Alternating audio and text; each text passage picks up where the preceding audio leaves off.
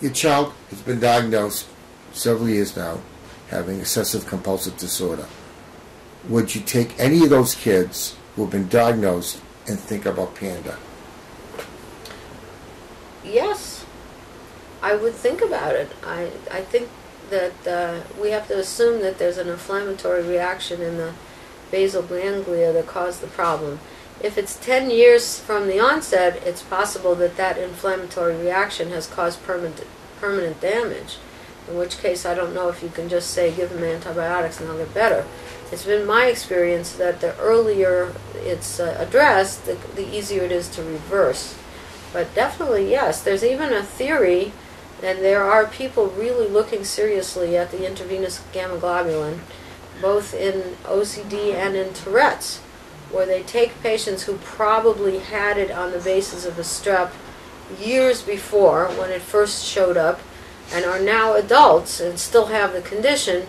And there is one guy who has treated a couple of patients who have high antibody levels, has treated them with, where the levels persisted, has treated them with intravenous gamma globulin and gotten resolution of symptoms. So if that pans out to be, it'll be very interesting. NIH is doing a study currently, and we're in 2010. In August, they just had a meeting, I think it was August 1st or something. They had a meeting.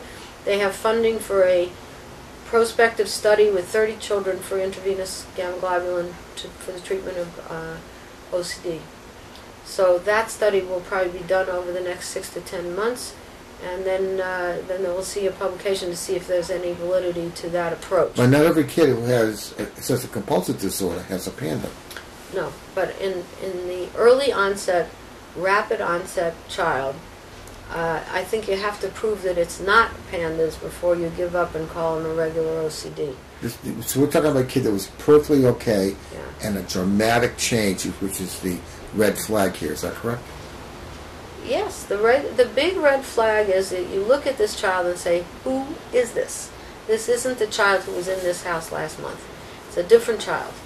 When you have a different child, and the differences are all negative, that they're in fact, that's what they tell you. My kid is not the same kid I know. That's right, yes. And that's what perks up the doctor's ears, saying, uh-oh, this may be a PANDA. And it's been my experience, and it's been now the 12 years since I first read that first paper, that parents will realize it, especially if they've had one, if they see it come up in another child. By the way, it does come up in siblings. It's not rare at all to see it in siblings.